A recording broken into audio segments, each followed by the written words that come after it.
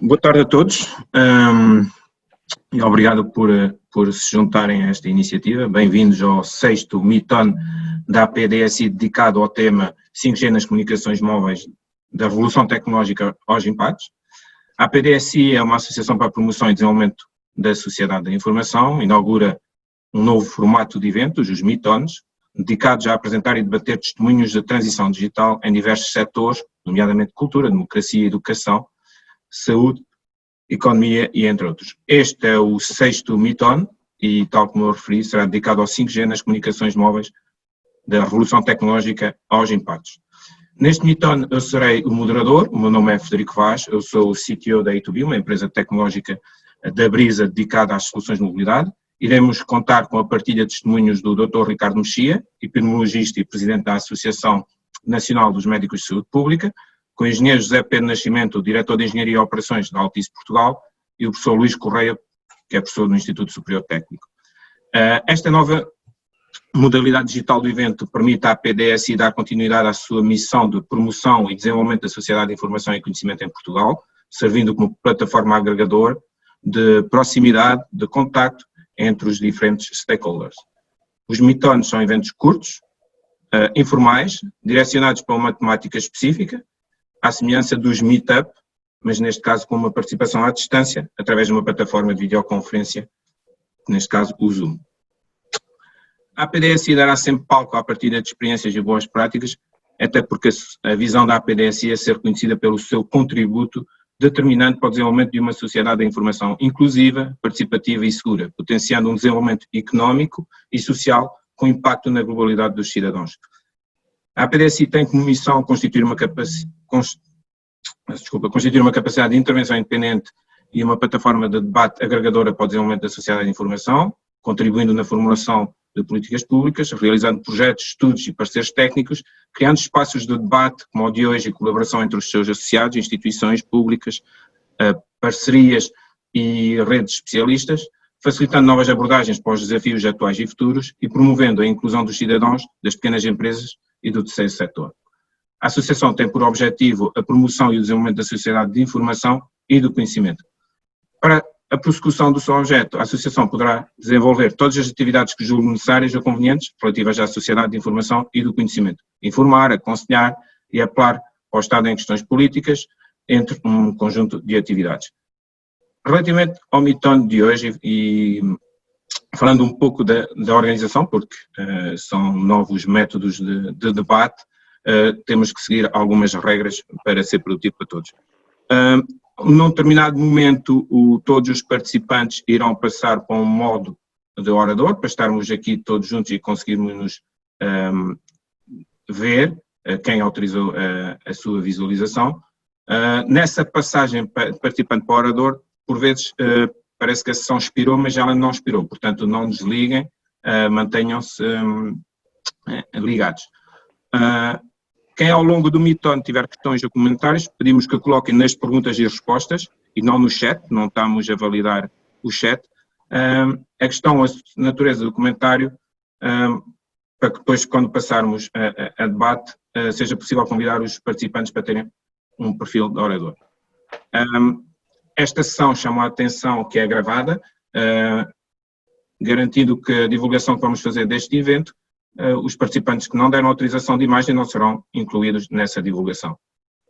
Agora falando um pouco dos nossos oradores e apresentando com mais detalhe cada um deles. O Dr. Ricardo Mexia, licenciado em Medicina na Universidade Nova de Lisboa, é médico de saúde pública do Departamento de Epidemiologia do Instituto Ricardo Jorge, presidente da Associação Nacional dos Médicos de Saúde Pública desde 2016.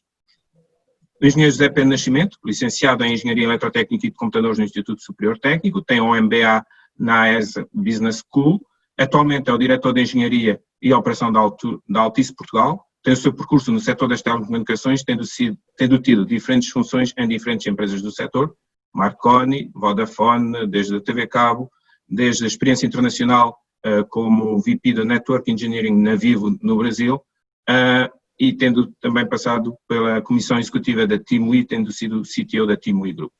O professor Luís Correia é professor associado em Engenharia Eletrotécnica e de Computadores no Instituto Superior Técnico, bem conhecido do mundo das telecomunicações.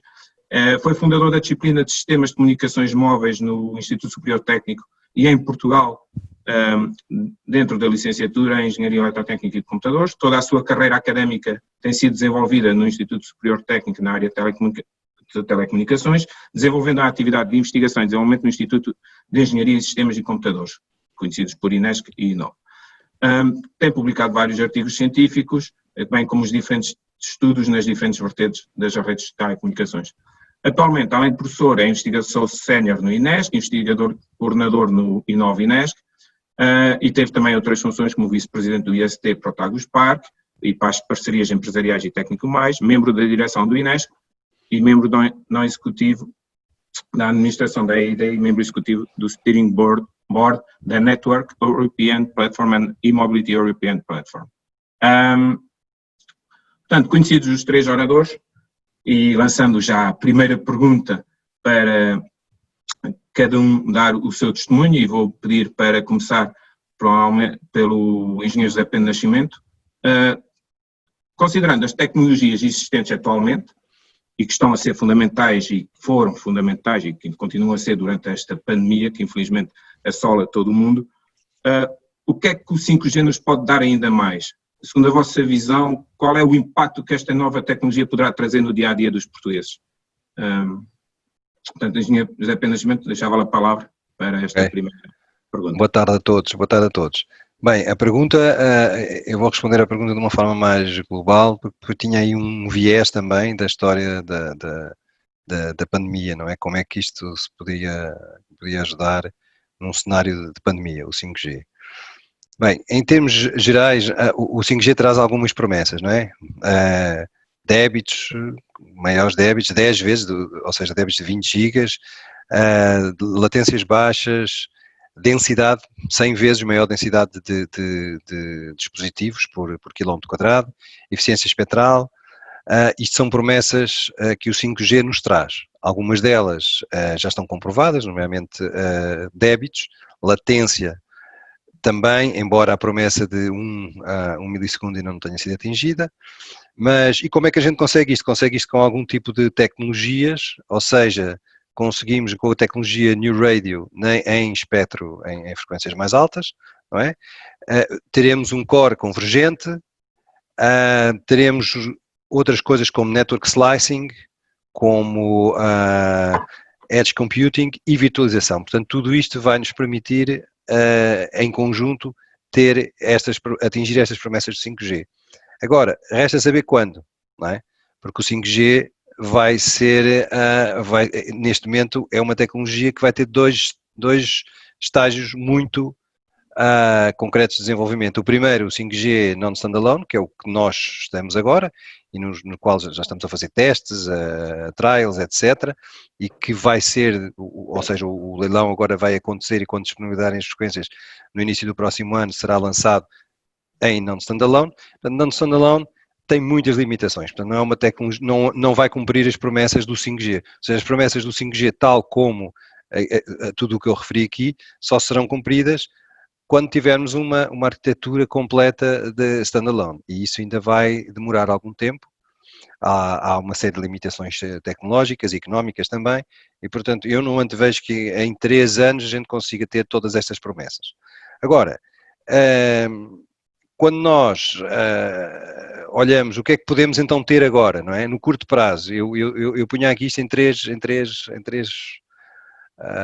espaços de tempo. Digamos. No curto prazo, menos de um ano, nós vamos ter a maior largura de banda, mas o impacto vai ser muito eu acho que o impacto é pouco visível. Porquê? Porque há uma série o mercado tem de acompanhar isto, e portanto os terminais têm que acompanhar isto, e portanto num espaço de um ano a gente não vai ver um 5G implantado, digamos, nas redes de uma forma. A implantação também terá a velocidade que digamos que a disponibilidade económica dos operadores também permitir, e portanto não vamos ter uma implantação de 5G em todo, digamos, massiva, até porque os terminais também, não há terminais para isso. No curto prazo iremos ter mobile broadband com mais velocidade e com menos latência, etc. num cenário de 3 anos, eu acho que já podemos entrar mais na massificação, depois acompanhando isto, na massificação do IoT, e, portanto, muitos use cases de smart cities, alguma coisa de backup de fibra também se poderá começar a desenvolver, não é? Porque já há dispositivos que permitem fazer isso, não é? Backup de fibra ou mesmo acessos que permitam o mesmo tipo de funcionalidades que hoje temos com o FTTH, não é? Baseado em 5G, e vai começar com certeza a haver algum tipo de aplicações de use cases verticais na área da indústria, na área da medicina, por aí fora. E depois no longo prazo, aí sim teremos todas aquelas promessas, portanto poderemos ter automação industrial, a telemedicina com muito mais casos, fala-se inclusivamente da cirurgia 5G, né, cirurgia remota. Não sei se eu teria coragem para lá estar nisso, mas isso depois. O doutor, se calhar, depois pode ajudar. Falar nisso, no self-driven, nos carros, no self-driven cars, etc. E, portanto, isto seria numa fase, eu vejo isto numa fase posterior. Obviamente que isto tem várias velocidades. Qual é a velocidade a velocidade, quando eu digo, é a cadência do desenvolvimento disto tudo. Isto vai ser mais cedo ou mais tarde. Eu acho que o mercado vai condicionar isto. Portanto, uma demanda de mercado é importante. Ou seja, o que o mercado pedir é o que os operadores vão atender. Ou seja, hoje em dia eu vejo muitas, nós vemos e participamos em muitos trials, muitos use cases e tal, mas não há aqui uma demanda de mercado que nós consideremos. Não há um business case muito forte para o 5G nesta fase embrionária, ou primeiro nesta primeira fase. Portanto, a demanda de mercado tem que puxar isso. Por outro lado, há os recursos económicos, ou seja, nós sabemos que isto, o que era há 6 meses, já não o que é hoje, em termos da saúde financeira dos operadores, que têm que fazer a implementação, e, portanto, os recursos económicos que há hoje para levar a cabo estas implementações, que são massias, são caras, etc., são menores, obviamente, e portanto eu creio que isto poderá haver aqui uma tendência de abrandamento da implantação, exatamente porque toda a gente está um pouco a repensar os investimentos. Os terminais, ou seja, o haver terminais é muito importante, ou seja, como é que os terminais vão evoluir. Pode haver aqui marcos importantes, o facto da Apple conseguir lançar um terminal para o ano com 5G nativo, etc., pode marcar aqui uma diferença. Outro tipo de tecnologias, nomeadamente no core e tudo aquilo que nós falámos do core standalone, estas tecnologias estão disponíveis, testadas e integradas nos operadores é importante, também para sabermos quais são aqui os timeframes disto, e depois a regulação, não é? Porque nós temos uma regulação, temos obrigações, há obrigações, portanto isso tudo também pode condicionar muito a velocidade com que as redes são desenvolvidas. Falando um pouco da pandemia, neste caso, como é que o 5G ajudaria? Se já o tivéssemos, ora bem, no fundo, o que é que as pessoas ao irem para casa, houve aqui uma série de coisas em que a conectividade é importante, e o 5G está muito ligado também à conectividade, não é só conectividade, mas também é muito conectividade. E, portanto, o facto é que nós, pelo menos enquanto Altice Portugal, atendemos a muitas situações, fizemos muitos reforços da rede, etc. Mas as tecnologias atuais que nós temos, o 4G, e não só, porque as pessoas em casa depois usam Wi-Fi, não precisam de tecnologia móvel em si, mas o FTTH, a parte da fibra, tudo o que nós temos, hoje em dia foi suficiente para aguentar a procura de tráfego que houve e o aumento de solicitações que tivemos. Agora, eu creio que se tivéssemos 5G, há situações pontuais onde poderia mudar em termos de teletrabalho e telescola, que eu diria. Ou seja, do ponto de vista de alunos assistindo à escola em lugares remotos, onde a existência de fibra há menos, não é? Embora a gente já tenha uma rede de fibra muito ampla, mas para certo tipo de nichos o 5G poderia complementar, tanto nos estudantes como no teletrabalho, as pessoas estavam a trabalhar em casa, e para certo tipo de aplicações que necessitassem de uma conectividade com mais largura de banda.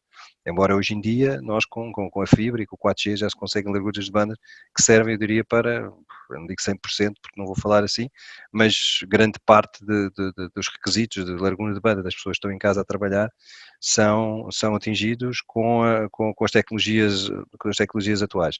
E por outro lado, obviamente aí eu não vou falar muito, mas se já estivéssemos num estágio mais evoluído, com certeza que haveria aplicações ou verticais, use cases verticais na área de educação e na área da saúde, que poderiam ser potenciados com a tecnologia 5G. Obrigado. Ou seja, basicamente, retirando um pouco aquilo que disse, 5G é a questão do caso de uso, qual é o caso de uso disruptivo que faça com que realmente a necessidade de 5G possa ser uma vários, com certeza, ser uma necessidade a curto prazo, digamos, a curto prazo. Vamos provavelmente continuar vamos conseguir fazer, se calhar, o download dos vídeos mais depressa, primeira fase, inicial.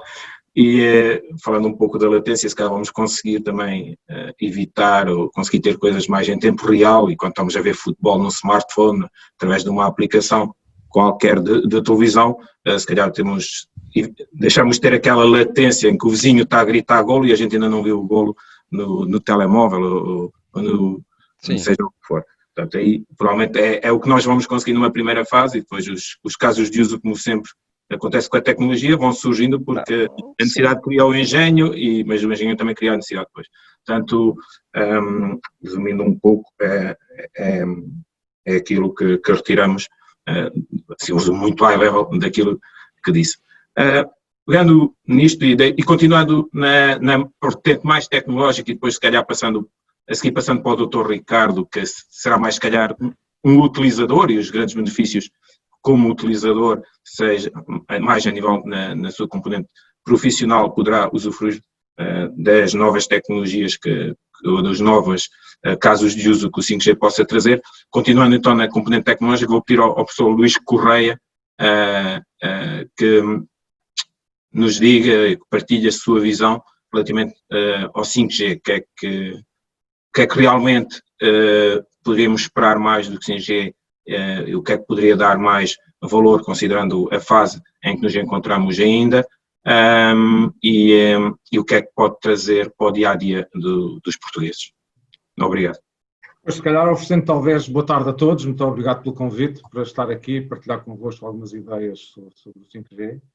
Provavelmente dando a vertente então mais do ponto de vista do utilizador e menos, digamos, do operador ou de quem oferece os serviços. Como já foi dito, há aqui três vertentes fundamentais, há três dimensões fundamentais no desenvolvimento do 5G, que é, de facto, a velocidade de transmissão dos dados, o atraso, portanto, a diminuição do atraso ou da latência nas comunicações e o aumento da capacidade de dispositivos ligados à rede. Como é que isto se pode traduzir para as pessoas no seu dia-a-dia e, portanto, para os médicos ou para as pessoas da área dos transportes ou do ambiente ou de outra coisa qualquer? A tal aplicação que se prevê possa de facto fazer a diferença e que vai requerer, ou que já requer, aliás, ritmos de transmissão muito elevados, é a realidade virtual e aumentada, não é?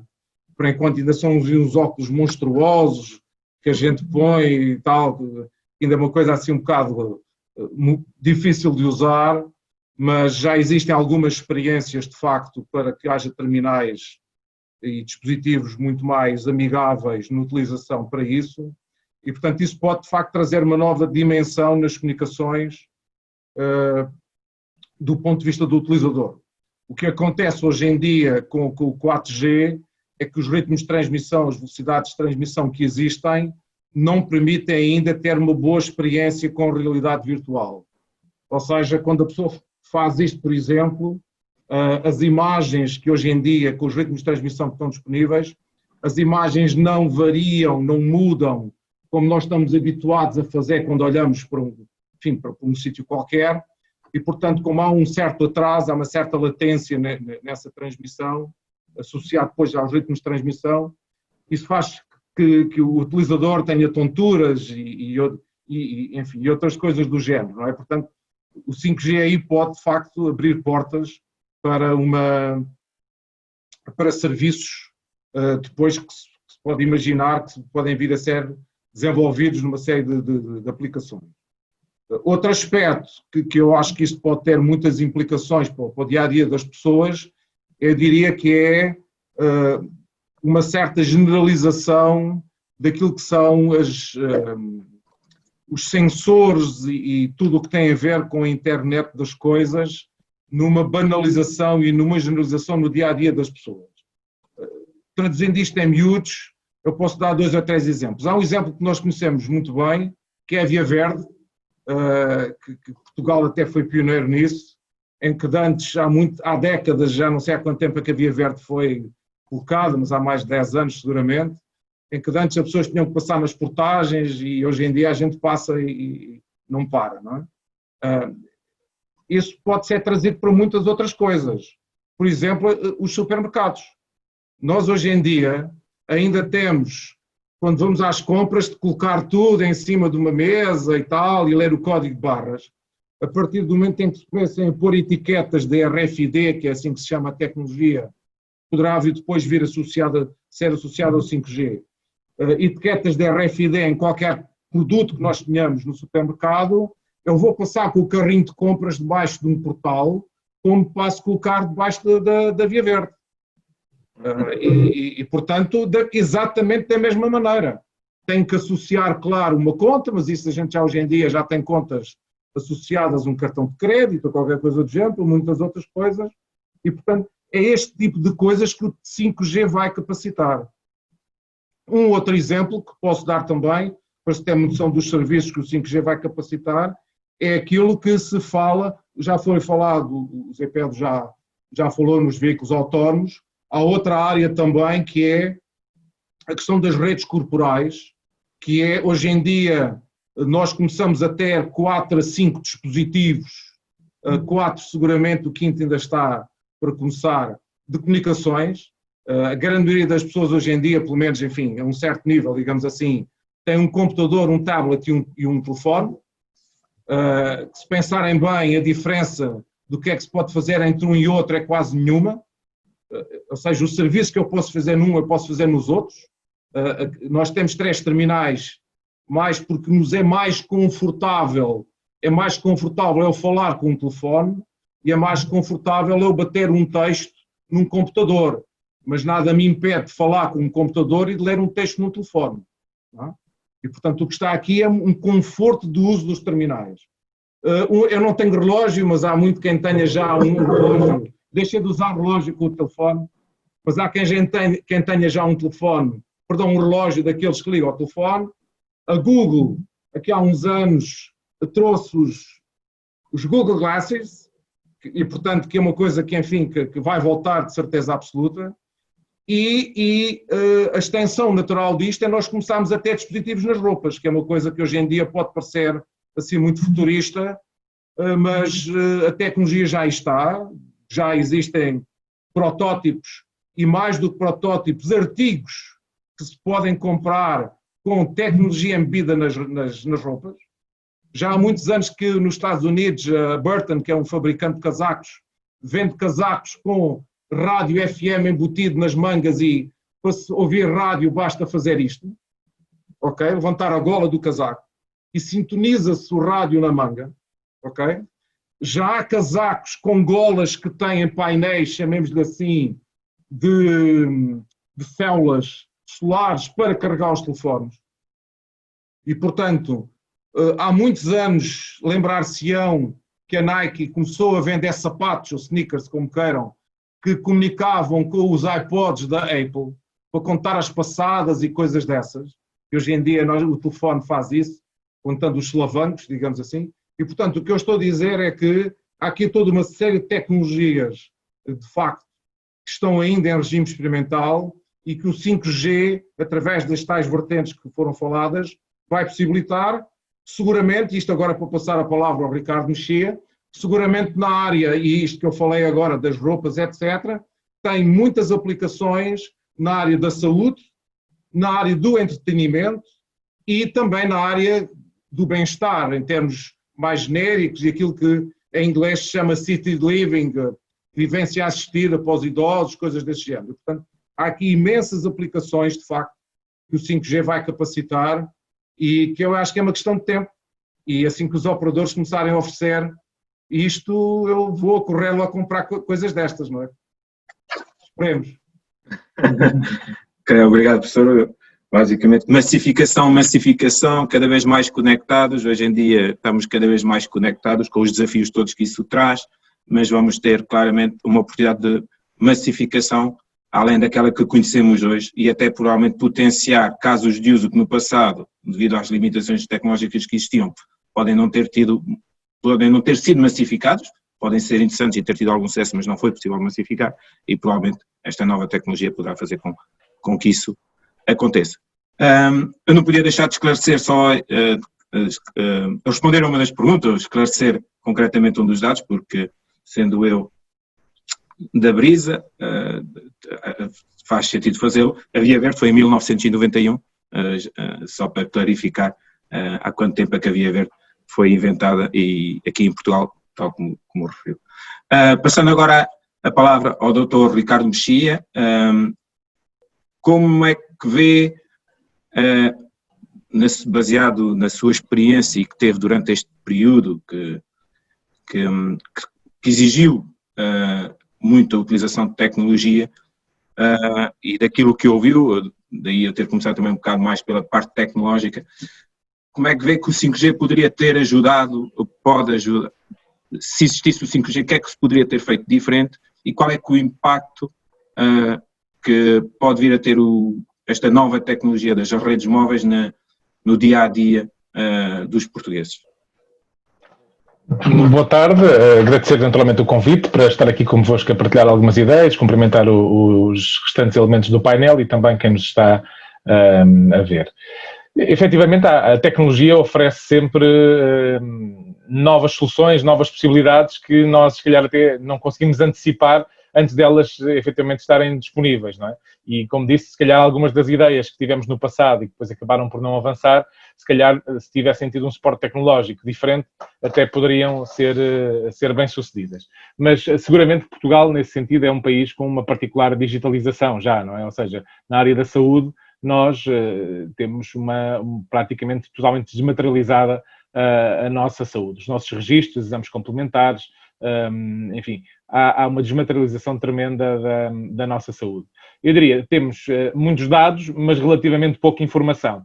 E, portanto, acho que seguramente que vai ser útil massificar aquilo que são as nossas recolhas de dados, e já lá irei, mas nesta fase eu diria que nós até, em função do volume de dados que temos, ainda não conseguimos espremer, entre aspas, não conseguimos analisar a informação por forma a produzir conhecimento útil que já temos na área da saúde. E, portanto, esse é um passo que seguramente temos que dar e que não é dependente da introdução do 5G ou de tecnologias mais rápidas. Mas é bem verdade que abre-se uma janela importante, designadamente no que diz respeito à nossa capacidade de fazer telemedicina, ou seja, aqui a questão do imediatismo, ou seja, de reduzir a latência é fundamental, designadamente, por exemplo, na questão das cirurgias. Ainda estamos a falar de cirurgias à distância, não estamos a falar de cirurgias automatizadas, ou seja, continua a haver alguém que controla o que está a acontecer, um médico, um cirurgião. Podemos eventualmente no futuro pensar em essa situação ser mais automatizada e seguramente que isso implicará uma capacidade de processamento e de recolha de informação bastante mais célere e também com tempos de latência ainda mais curtos. E, portanto, essa é uma das possibilidades, ou seja, aquilo que nós hoje temos dificuldade em fazer deslocalizar, que são os profissionais, que são os meios mais pesados, num horizonte relativamente breve podemos ter essa resposta. Enfim, pensar, por exemplo, na questão da emergência pré-hospitalar, em que sabemos que há um tempo de deslocação até ao local e que se nós tivermos meios para conseguir fazer a monitorização e até alguma intervenção à distância, que seguramente uma tecnologia mais rápida, mais ágil, poderá eventualmente fazer isso, podemos ter soluções interessantes até para as regiões mais remotas, não é? E, portanto, esse é um aspecto que pode ser útil.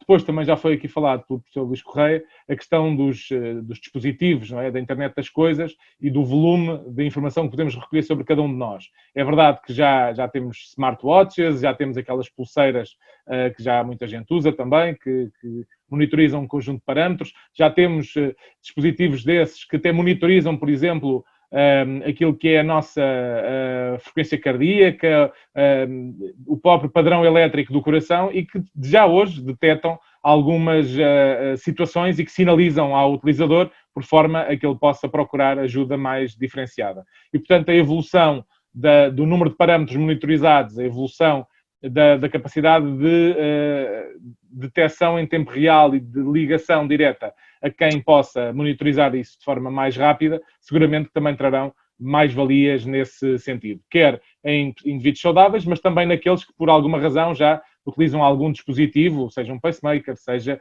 uma bomba de insulina, enfim, um dispositivo que permite intervir sobre o cidadão, pode haver aqui oportunidades de facto interessantes. Há uma tendência para nós generalizarmos o uso deste tipo de sensores, gera seguramente aqui algumas incertezas, não é? Sobre as privacidades, sobre até a possibilidade de serem alvo de alguma intromissão e as consequências que isso pode ter na vida de cada um e, portanto, há aqui uma preocupação também importante nesse sentido. Depois, temos aqui, digamos, o reverso da medalha, não é? Ou seja, há aqui também questões complexas do ponto de vista do 5G que têm sido levantadas, algumas do ponto de vista científico, outras, se calhar, já mais no âmbito das quase teorias da conspiração. Quando fui pesquisar alguma coisa sobre a questão do 5G, até no contexto da pandemia, encontrei um fact-check da Reuters que falava, ou que esclarecia, que nas máscaras, que hoje todos utilizamos com muita regularidade, e infelizmente tem que assim ser, tem aquele arame para permitir melhor adaptação ao nariz, e a Reuters viu-se na contingência de fazer um esclarecimento que efetivamente aquilo não é uma antena para recepção 5G. Enfim, há aqui de facto algumas situações que roçam o inusitado. Agora também não podemos ignorar que é uma radiação não ionizante, mas ainda assim poderá ter alguns efeitos na nossa saúde. Temos que estudar isso melhor, precisamos de mais dados. Sabemos que o 5G é uma radiação com uma frequência mais elevada e, portanto, em teoria, com menor penetrância nos órgãos e, portanto, poderá haver aqui uma preocupação maior naquilo que são os órgãos mais expostos, enfim, a pele, os olhos, aquilo que está mais exposto à radiação e menos naquilo que possa ser órgãos mais internos. Mas todos esses parâmetros têm que ser avaliados e estão a ser avaliados, há alguns estudos nesse sentido e, portanto, temos que reforçar também essa situação, sinalizar que, tendencialmente, os equipamentos hoje em dia têm potências relativamente diminutas e, portanto, o impacto que possam ter também, tendencialmente, será mais reduzido. Fala-se da questão do aumento da temperatura, enfim, há aqui diversos aspectos que podem depois ser estudados, mas que seguramente têm que o ser. Em relação à questão da pandemia, há também aqui oportunidades interessantes, no sentido em que esta conectividade permite, por exemplo, identificar padrões de disseminação da doença. Supostamente, a app que está a ser desenvolvida em Portugal para ajudar a fazer a identificação dos contactos e que vai ser lançada, em princípio, agora em agosto, está, tanto quanto percebi, suportada em Bluetooth, portanto, que permite ter uma percepção de proximidade entre outros utilizadores que estejam também a utilizar a aplicação. Ora, uma tecnologia como o 5G pode, de facto, multiplicar essa capacidade de, em rede, identificar os contactos, identificar os padrões de disseminação e, portanto, poderia, já estando implementada, haver aí uma possibilidade de complementar aquilo que é a nossa capacidade de resposta no âmbito da pandemia. E seguramente haverá muitas outras possibilidades que, perante o surgimento e a implementação da tecnologia, nós também iremos depois explorar. E, portanto, acho que há aqui um leque de oportunidades que todos, naturalmente, encaramos de forma positiva, com as necessárias cautelas em função daquilo que é a aplicação destas soluções, seja a nível da privacidade, seja a nível do impacto também na nossa saúde, e, portanto, acho que é fundamental que isto seja monitorizado e que haja também aqui e Portugal nesse sentido diria, um país com as condições para o fazer, em que haja não só a implementação destas tecnologias, mas que elas depois também possam permitir uma disponibilização da informação, naturalmente com a privacidade necessária para a população em geral. Nós, no âmbito da pandemia, assistimos aqui a uma fragilidade importante daquilo que é o nosso sistema de informação, e eventualmente aqui uma tecnologia mais rápida, mais ágil, poderia eventualmente dar aqui também uma oportunidade interessante de melhoria. Enfim, até a própria componente analítica, utilizando etiquetas RFID, poderia reduzir os tempos de processamento, aumentar a interoperabilidade. Enfim, há aqui um conjunto de oportunidades para estas tecnologias que pode seguramente ter aqui um papel importante na medicina e na saúde, e que esperamos todos que possam também dar esse contributo no horizonte breve, por forma a tornar-se mais útil. Ok. Obrigado. Incluí em alguns pontos que também iremos abordar mais à frente. Aliás, já começamos a ter aqui algumas perguntas, algumas direcionadas, outras mais gerais, e pegando em algumas perguntas que já aqui foram colocadas, é mais que uma associada ao mesmo tema, mas muito direcionadas para o engenheiro Zé Pedro Nascimento.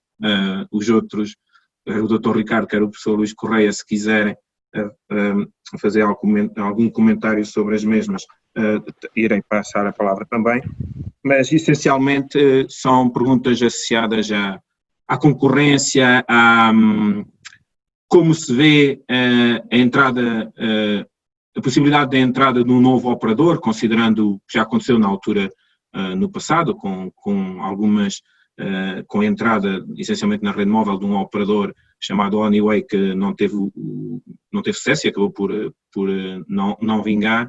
Mas o que é que, se o 5G tem espaço para um entrante novo, quais são o que é que isso vai trazer o que é que isso vai trazer de melhor a nível concorrencial, o que é que vai afetar a nível concorrencial, que níveis estamos a falar de implementar um 5G generalizado em Portugal, estamos a falar de que níveis de investimento.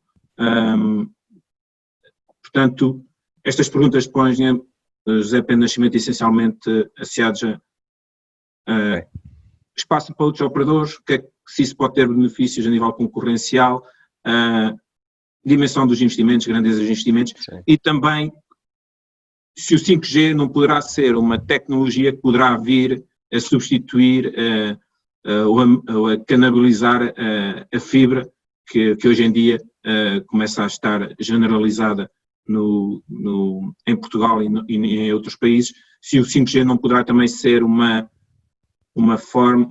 alternativa, ou mesmo vir a canibalizar e todo o investimento que foi feito em fibra e que está a ser feito em fibra, poder estar com um tempo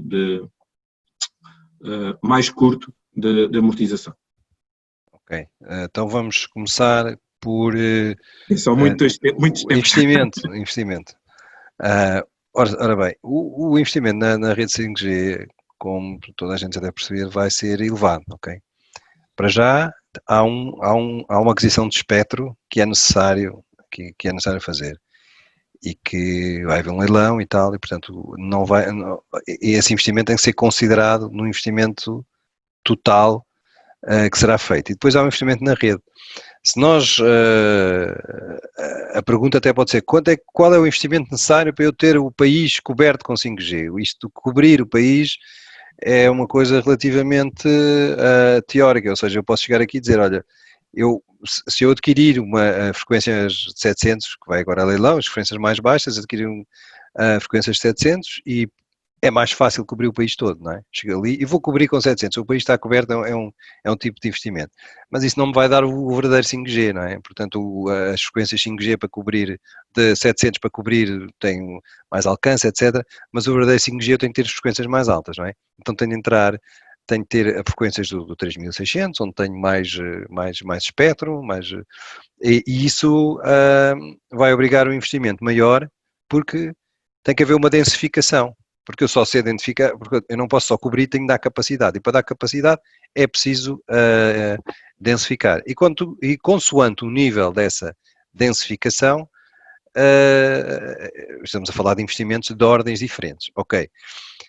Vamos pensar em 10 anos, não é? Se nós fizermos um investimento em 5G há 10 anos com um nível de densificação daquilo que nós achamos que vai ser necessário daqui a 10 anos, juntando o espectro, etc., são investimentos na ordem de várias centenas de milhões de euros. Várias centenas de milhões de euros, ok?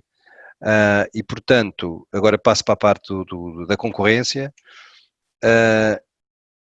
Um novo entrante num mercado pequeno como Portugal tem que pensar bem, não é? Porque vai ter que investir muito e depois tem um mercado que é pequeno. Se nós olharmos, por exemplo, para a Alemanha, mesmo num país como a Alemanha, há 3 operadores.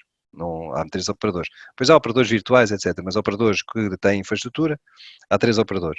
Portanto, se eu acho que um quarto entrante é bom para a indústria ou não, isto é o mercado que tem que dizer. Quer dizer, obviamente nós, enquanto operador, mais concorrência, poderá eventualmente distribuir valor ao mercado e essa distribuição de valor no mercado refletir-se depois na qualidade do serviço, etc. Muitas vezes isso pode acontecer. Mas o mercado é que tem que dizer isso e tem que ser um movimento no mercado, não pode ser também uma imposição ou uma estratégia definida. Ou seja, o que nós vemos, por exemplo, agora no leilão, na consulta que foi dada para o leilão, se nós vemos as condições, há ali um conjunto de regras que beneficiam ou que estão lá para beneficiar a entrada, ou para facilitar a entrada de um quarto entrante. Isso reflete uma visão de mercado que o objetivo é ter um quarto entrante e para isso vamos facilitar. Nós achamos que isso não está certo, ou seja, o mercado tem que funcionar se há um quarto entrante, mas tem de haver concorrência justa a todos, não é? Não é dar condições preferenciais a um quarto entrante. Estávamos a falar, portanto, falei de investimento, falei e agora já não me lembro qual era o resto, era falar de partilha de rede, não era? Ou que se fosse, já não me lembro. Também havia aqui uma questão também associada um bocado à partilha da rede, sim, e até pode estar ligada à questão do custo do operador versus o investimento que o operador a partilha de rede é uma coisa que nós, ou seja, há vários níveis de partilha de rede, não é? Há a partilha da rede das infraestruturas que hoje já é em grande escala feita, não é? E, portanto, se nós virmos um investimento da rede, 2/3 é infraestruturas, 1/3 é a rede ativa. E, portanto, há muito tempo já que os operadores tentam partilhar ao máximo a rede, a infraestrutura, as torres, não é? Os espaços, etc., porque isso tem um custo muito relevante e não traz nenhuma diferenciação. Ou seja, eu ter uma torre e partilhar a torre com outro operador, a mim não me traz nenhuma relevância. A parte da rede ativa pode trazer uma diferença, ou seja, a maneira como o operador desenha, instala, implementa, a velocidade com que faz, o seu planeamento, etc., pode traduzir-se numa diferença de qualidade que ele quer controlar. E quando se partilha a rede ativa, perde-se esse controle, não é? Ou seja, se eu fizer uma partilha da rede ativa com outro operador, e eu conheço casos, eu já participei num operador no Brasil onde se fez, ou seja, aquilo é andar de mão dada com o outro, ou seja, não há nenhuma diferença em termos da rede de um e do outro, é a mesma rede para um e para o outro, e portanto, tudo o que eu quero planear de entrar numa cidade ou numa zona, não sei o quê, o outro tem de ir atrás e vice-versa. E portanto aí há operadores que estrategicamente não querem abrir mão dessa capacidade de se diferenciar. No outro operador onde trabalho, por exemplo, na Vivo, a Vivo tinha uma estratégia que foi para as zonas mais da população mais elevada, as maiores cidades e tal, não abria mão de ter controle estratégico sobre a sua rede ativa, para locais mais remotos fazia partilha de rede ativa, porque achava que não era aí que se ia decidir o jogo. E, portanto, há várias opções. Aqui em Portugal nunca se fez partilha de rede ativa, mas isso vamos lá ver, é uma questão económica, basicamente. Ou seja, o investimento há de ser se eu for sozinho, e há de ser outro se for uma rede ativa. E tem que se fazer, se eu partilhar a rede ativa, fizer um run sharing, como se diz. E portanto, tem que se fazer as contas de um lado e do outro e ver o que é que se poupa. Se o que se poupa realmente for muito, pode valer a pena perder o controle de certo tipo de situações. Se o que se poupa for mínimo, estar a perder uma vantagem competitiva, ou pelo menos o controlo de um tipo de atividade que se pode traduzir numa vantagem competitiva, pode significar que não vale a pena, não é? Okay. Ou seja, dimensão do mercado coloca alguns entraves à entrada de um novo operador, e as partilhas também têm, desde a parte passiva, que é aquilo, os postes e esse tipo de coisas, até à componente ativa, que são as próprias antenas, também traz os seus desafios. Uma das perguntas que aqui está, e sendo a última, para si, e pedindo que seja uma resposta rápida, é a questão se o 5G vai trazer tantos débitos, tão pouca latência, ou seja, coisas muito rápidas, se não vai canibalizar a fibra, que também é um dos argumentos. É verdade, era essa pergunta vai canibalizar a fibra. Bem, o 5G é sempre um meio partilhado, como nós sabemos, é sempre um meio partilhado, porque é aspecto que é partilhado por todos os operadores e, portanto, dependendo da densidade, há mais ou menos, por todos os utilizadores, há mais ou menos utilizadores na rede e, portanto, a fibra não é dedicada, não é? É um meio dedicado. O que nós pode haver, a canibalização eu acho difícil, porque os débitos que a fibra hoje já nos dá, e depois todo o home networking, tudo o que se pode pôr em casa em cima daquilo, etc., são de tal maneira que o 5G não ia, neste momento não é superior, ainda por cima já estamos a falar em débitos agora com o XGS-PON, por exemplo, para 10 GB e por aí fora. E, portanto, canibalizar eu não vejo muito provável. Agora, para regiões remotas onde a fibra possa ter dificuldade em chegar, até por questões económicas de construção, etc., eu acho que pode ser uma alternativa viável. Nós conseguimos dar boa largura de banda e boa cobertura residencial, a clientes residencial, com uma cobertura, ou seja, com um serviço fixo residencial, usando uma tecnologia 5G, sim. Zonas mais remotas, onde nós sabemos que é muito caro chegar com fibra, o 5G pode ser uma tecnologia interessante. Ok, diria uma tecnologia complementar e não uma tecnologia... Sim, e já se usa muito em muitas, assim, nos Estados Unidos, pelas características, não é? Nos Estados Unidos, Austrália e tal, há países onde um dos principais use cases do 5G é de facto o acesso fixo residencial, porque é caro chegar com fibra, não é? E tem um deployment de fibra muito menos extenso do que em certos países na Europa, nomeadamente Portugal, que é um dos mais desenvolvidos em termos de fibra, de FTTH, como sabe. Ok, obrigado. Professor Luís Correia, Dr. Ricardo, embora as perguntas tenham sido mais direcionadas para o José Pena Nascimento, não sei se querem contribuir também com alguma visão vossa, sei que é difícil, mas às vezes podem ter alguma visão igual ou diferente, ou que queiram partilhar com todas as pessoas que estão a assistir. Talvez a única coisa que eu possa acrescentar do ponto de vista da tecnologia, como aliás já foi falado há pouco, é que há tecnologias que vão ser introduzidas no 5G, a virtualização, o deep slicing, portanto, o fatiamento da rede e outras coisas do género, que vão permitir, quando estiverem bastante amadurecidas, vão permitir de facto a partilha da rede a níveis diferentes daquilo que é feito hoje, não é? Isso vai permitir seguramente a existência de operadores virtuais numa perspectiva radicalmente diferente daquela que é o conceito hoje em dia de um operador virtual,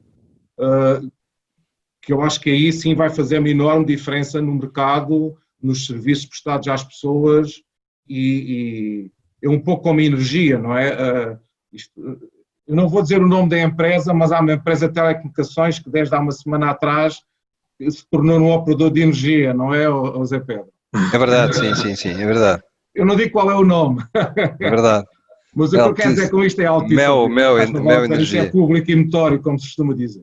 Mas o que eu quero dizer com isto é que o inverso vai passar a ser possível. Aliás, a Honeyway, falou-se no Honeyway, a Honeyway vinha da EDP, não é? Embora numa perspectiva de infraestrutura física.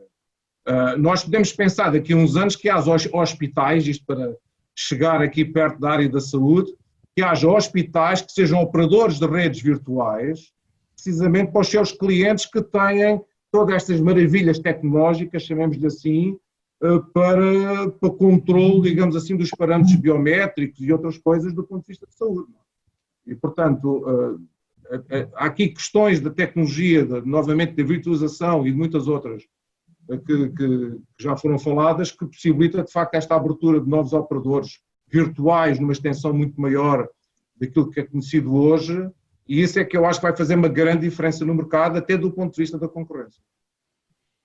Obrigado. Só queria dar aqui uma nota que, para a saúde, uma das coisas que muitas vezes gera complexidade é a falta de interoperabilidade. E, portanto, uma das coisas que a tecnologia tem que assegurar é precisamente esta facilidade da informação fluir independentemente dos sistemas, das redes, etc. Nós hoje até continuamos a ter do ponto de vista do sistema de informação, um sistema que é público, e depois a parte privada, há uma partilha muito reduzida dos dados. E, portanto, isso é uma das coisas que tem que ser ultrapassada. Eu julgo que depende mais digamos, da componente normativa do que da componente tecnológica, mas é algo que tem que ser assegurado. E, por exemplo, uma das questões que se coloca é também a questão dos dispositivos e, portanto, cada vez mais esta tecnologia, ou esta solução, melhor dizendo, do Bring Your Own Device, ou seja, eu poder usar o meu dispositivo e interagir com as soluções mais variadas que existem no mercado, é algo que é fundamental. E na área da saúde isso é particularmente verdade porque,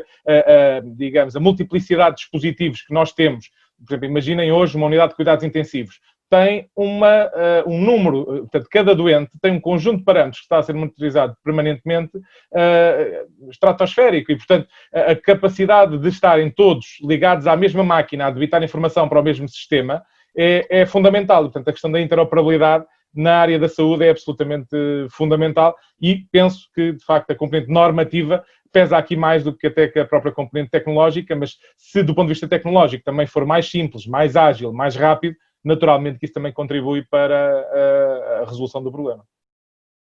Obrigado, doutor.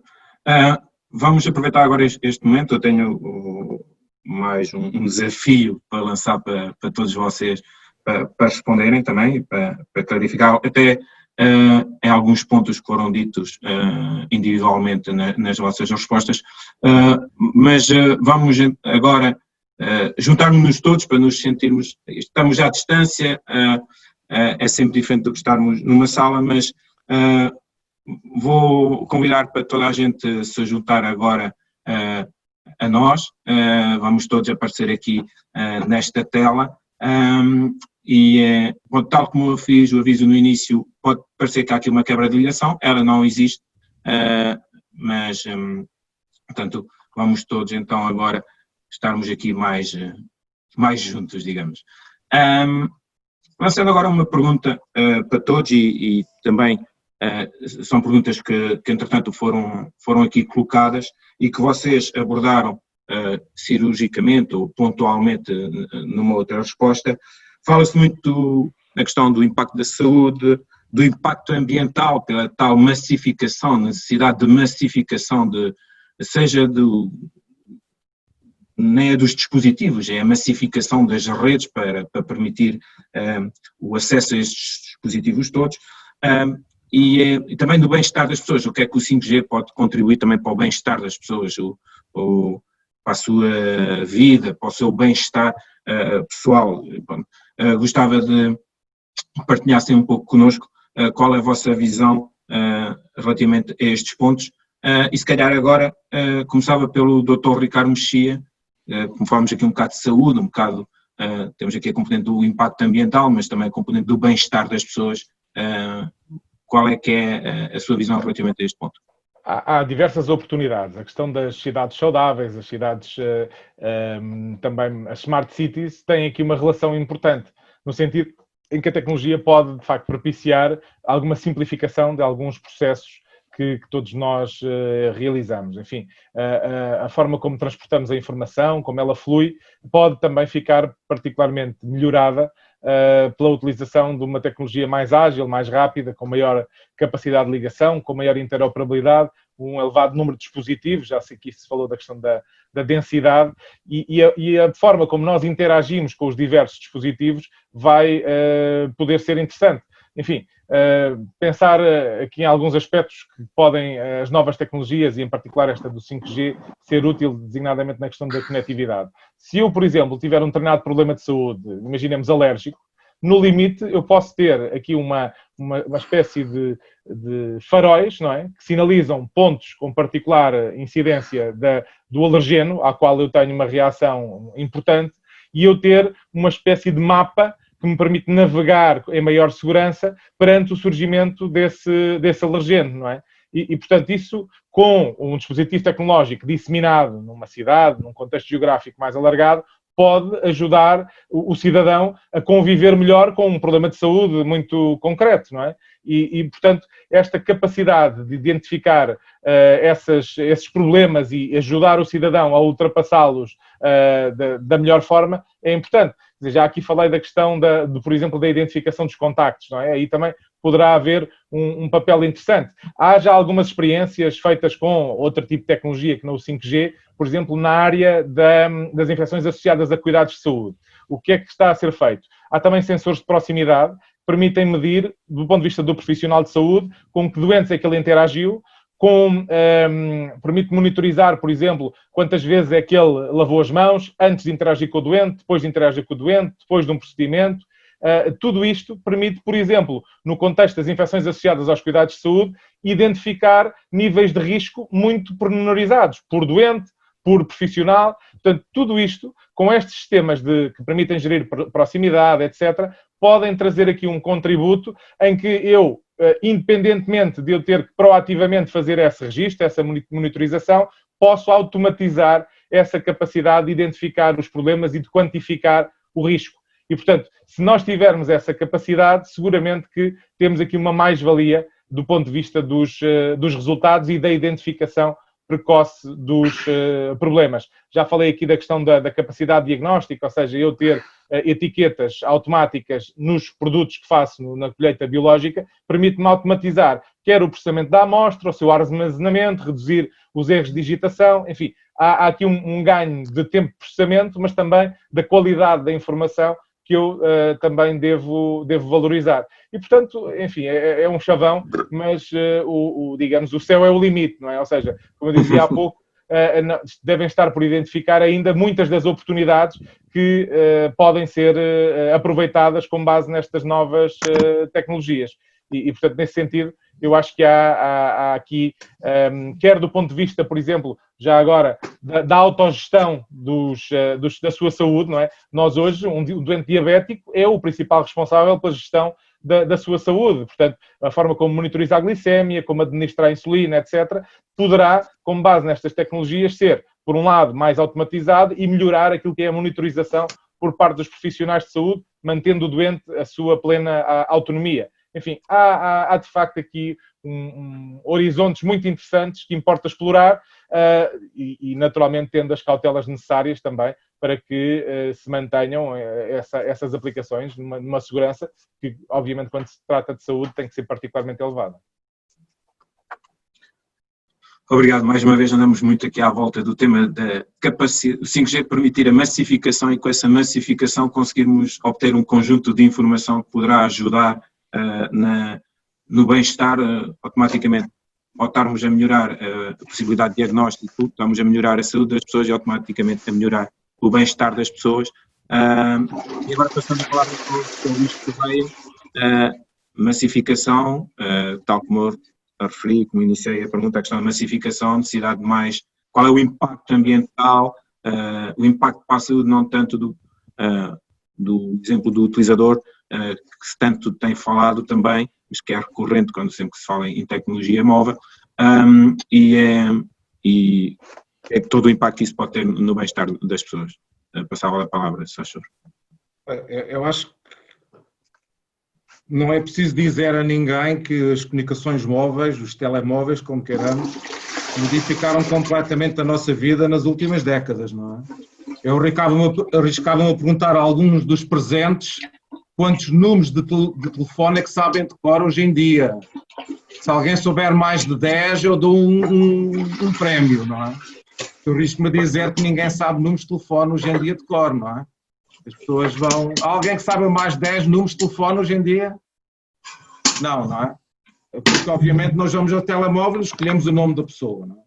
E também, hoje em dia, enfim, eu poderia dar aqui uma lista enorme de benefícios para a qualidade de vida que nós temos hoje em dia e começámos a fazer coisas que, obviamente, nos são permitidas pelos sistemas de comunicações móveis, pelos telemóveis e por toda uma série de coisas. E, portanto, eu acho que, de facto, os benefícios são enormes e desse ponto de vista, acho que não há dúvidas sobre isso. A questão do impacto ambiental e para a saúde, isto é uma área que tem sido, uma área, leia-se os telemóveis, os sistemas de comunicações móveis, é uma área que tem sido muito batida no sentido de alguém que quer fazer mal, não é? Bater no sentido pejorativo, digamos assim, do ponto de vista de quais são de facto os potenciais efeitos para a saúde e ambientais, etc. Eu se calhar começava por aquilo que é talvez mais fácil, que é o ambiental, que é, ao contrário do que as pessoas pensam, a massificação do número de antenas não contribui significativamente para que o nível de exposição à radiação eletromagnética que nós estamos sujeitos no dia a dia aumente. E isto por uma razão muito simples, por questões técnicas, que eu não vou estar aqui a entrar em pormenores, mas que se pode explicar, inclusive por equações e por leis da física. Quando se põe mais antenas por cima dos telhados e nas estradas e nessas coisas todas, para baixar a interferência entre essas antenas, tem que se baixar as potências.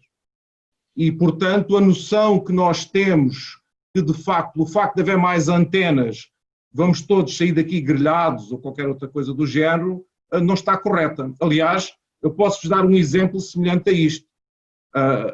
Se nós formos todos passar a noite, agora esperemos que possamos fazê-lo este ano novamente, não é? Para quem quer fazer, para o Terreiro do Paço, o facto do Terreiro do Paço estar cheio de gente e que está a falar, nós não vamos ficar surdos, que está lá milhares de pessoas.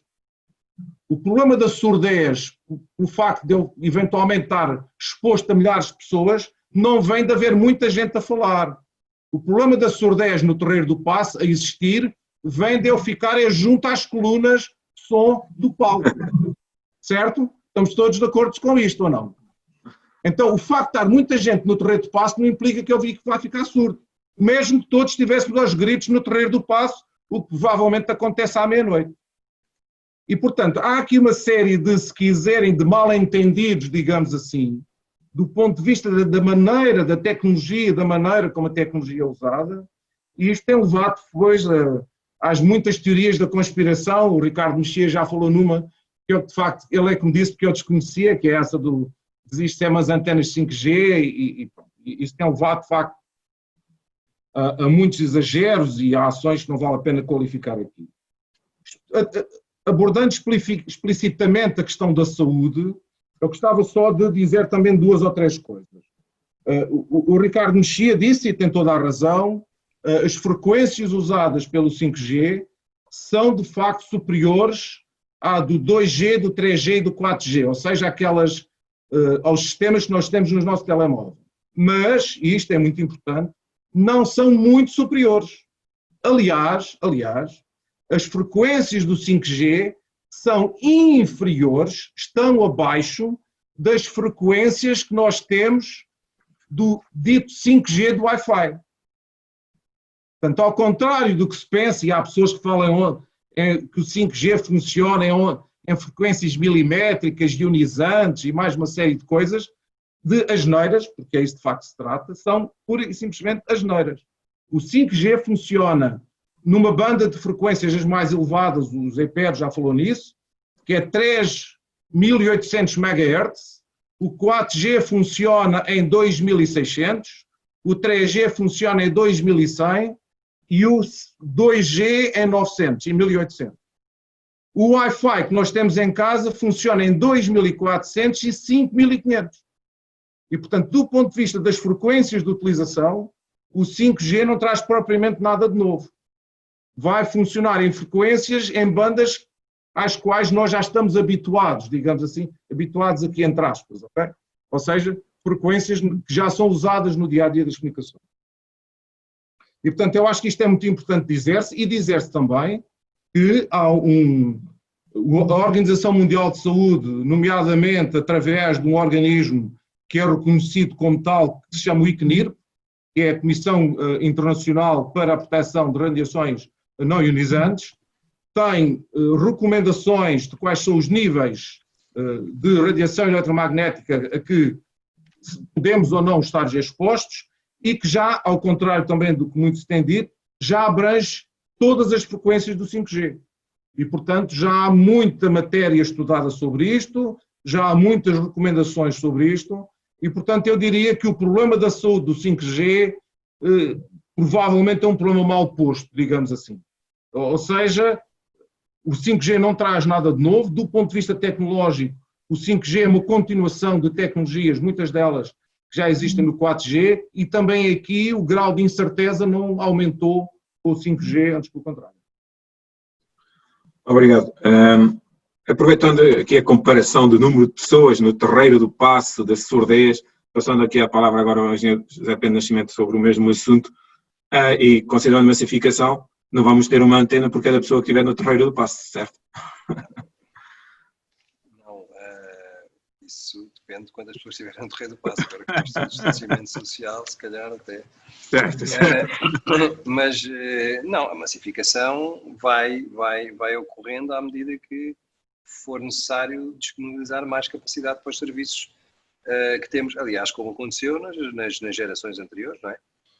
Tanto no 3G como no 4G, a certa altura foi preciso densificar, aumentar o grid split, porque com as estações que havia, com o espectro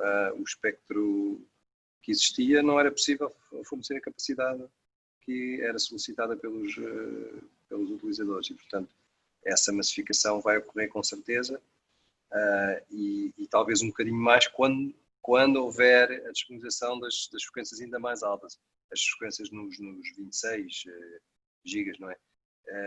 Que vai permitir ter células muito pequenas, umas células muito pequenas mesmo, e essas com certeza que ainda vão massificar mais.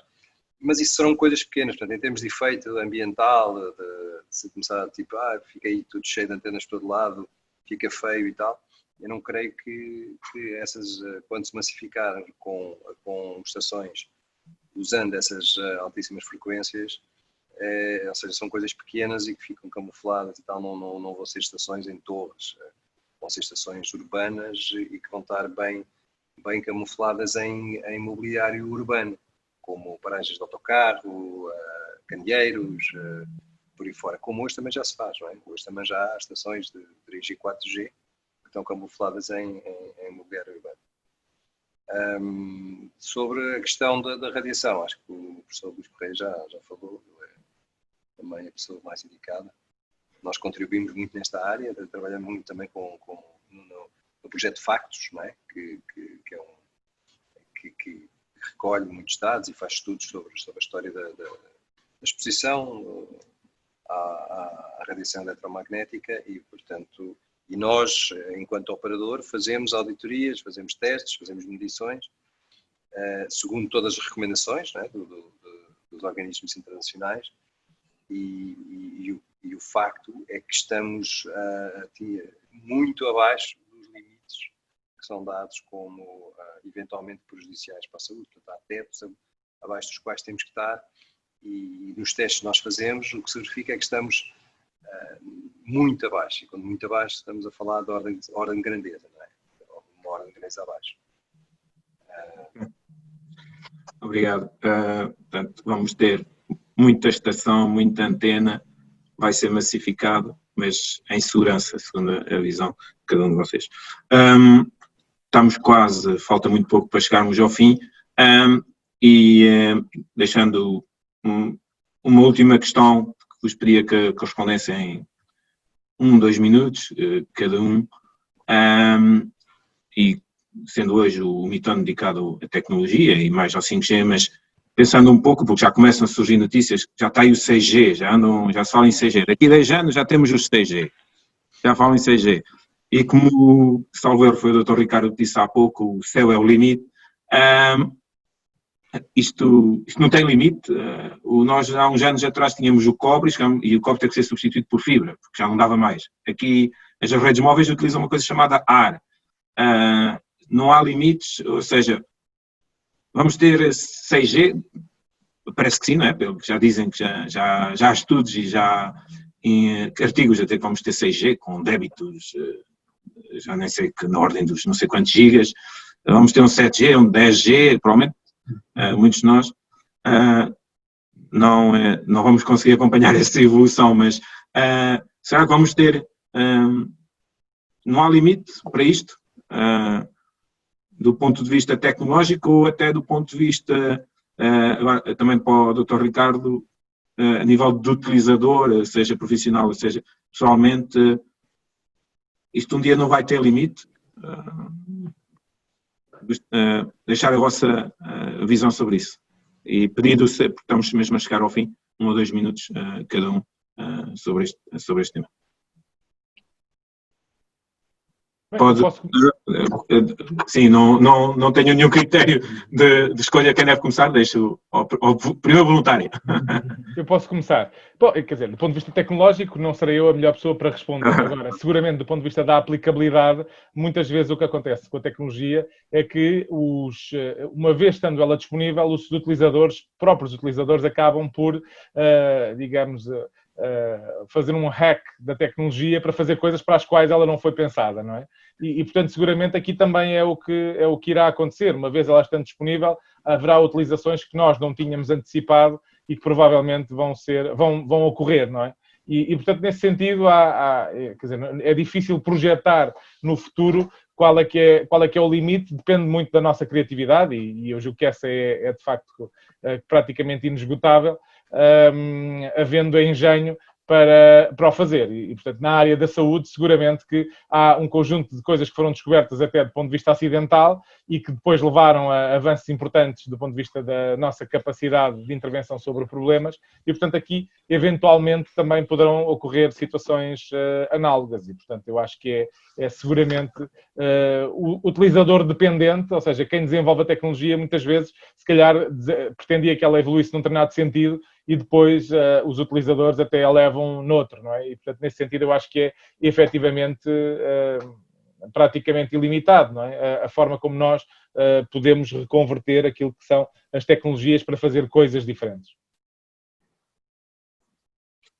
Talvez eu possa dizer, estão a ver isto, não é? Isto é uma folha de papel, é uma tecnologia que já tem uns milhares de anos, não é? E quando esta tecnologia surgiu, foi usada essencialmente para fazer umas coisas que só os reis ou os imperadores, não sei, é que usavam e punha-se em bibliotecas. Portanto, era assim uma tecnologia muito setorizada, etc, etc. E hoje em dia o papel tem implicações das mais variadas, não é? E impensáveis há muitos anos atrás. Estou a falar não é só para transmitir informação, mas a gente tem sacos de papel, etc, etc, etc. Não preciso continuar com isso. Não é? Nós podemos pensar noutra tecnologia também, que foi os carros. Os carros, quando surgiram, inicialmente foram pensados para andar mais depressa que os cavalos. Era essa a grande questão fundamental. E os carros, a partir do momento em que começaram a andar a 200 e tal km a hora e deixou de ser possível, ninguém guia carros a 500 km a hora, como é óbvio por demais, não há estradas, não há maneira de fazer isso, os carros evoluíram noutras direções, a segurança, o conforto, eficiência energética, poder ter agora o telefone ligado, mãos livres e toda uma série de coisas. Então o que eu quero dizer com isto é que, de um modo muito natural, a tecnologia das telecomunicações, das comunicações móveis, como queiramos, irá seguramente evoluir. Eu não sei, provavelmente temos um Matrix, uma coisa cá atrás, não é? Isto pode surgir assim um bocado futurista e mais do que futurista, medo, não é? Quer dizer, não quer espetar nada. Mas já há coisas em que as pessoas põem uns sensores aqui para aplicações médicas com um transmissor ZEC, não é? Isso já é usado. Portanto, se nós pensarmos que isso daqui a uns anos, não sei quantos, poderá ser a coisa mais banal, que em vez das pessoas serem vacinadas, ou em vez não, em paralelo com as pessoas serem vacinadas, vão também andar com uma cápsulazinha, porque não têm que andar com vestidos ou não sei o quê, porque isso põe-se e tira-se uma cápsulazinha, que é uma coisa que provavelmente se consegue meter aqui sem importunar muito. e que tudo o que isso vai trazer de comunicações, eu sinceramente, eu não sei se estou cá para ver isso, não é? Já tenho assim uns cabelos brancos e umas coisas dessas. Epá, mas eu arrisco-me a dizer que é uma questão de tempo e, portanto, mais do que se, é mais o quando é que isso vai acontecer. Ok, obrigado. Agora só mais 1 ou 2 minutos com o Engenheiro José Pena Nascimento. Qual é o limite? Sim, obviamente que a tecnologia evolui e o que aqui há uns anos era dado como suficiente passa a não ser. Cada vez há mais aplicações, há mais coisas a concorrer e vai ser necessário mais capacidade. E, portanto, o 5G tem uma eficiência espectral, tem umas determinadas características e eu acredito que daqui a uns anos vai haver especificações mais agressivas e vamos precisar de mais.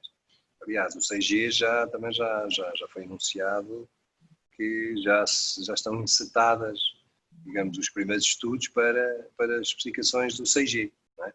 Pronto, o que é que vai ser, ainda não sei quais são as promessas ou que especificações é que vão ser, não sei, mas com certeza que a evolução vai ser neste sentido, cada vez mais largura de banda, cada vez mais eficiência espectral, cada vez menos latência, cada vez possibilidade de se construir mais serviços em cima, por aí fora.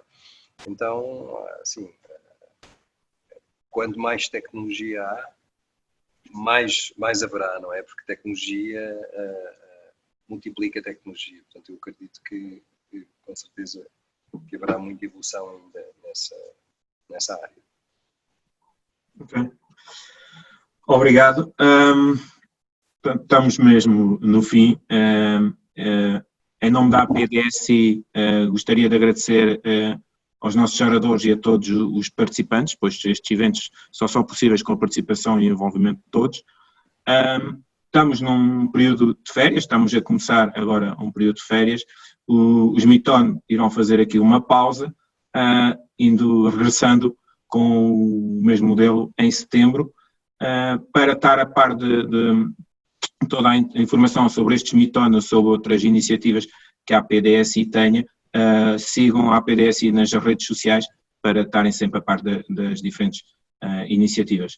Portanto, mais uma vez, obrigado a todos e boas férias para quem ainda não foi e para quem foi, bom regresso.